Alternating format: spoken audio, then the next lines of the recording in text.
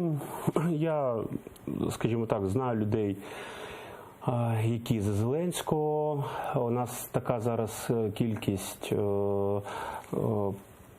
такої пропаганди, зокрема Російської Федерації, така кількість фейків щодо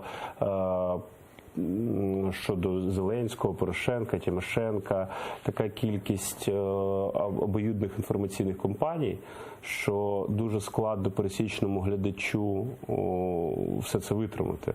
У Зеленського непоганий рейтинг, це правда, і він непогано стартанув. Ну, це, м'яко кажучи, непоганий, в нього найкращий. 20, навіть Юлія Тимошенко попередньо його не перебила. Ви маєте зрозуміти, що на цей рейтинг відбувається його популярність як актора і виконавця.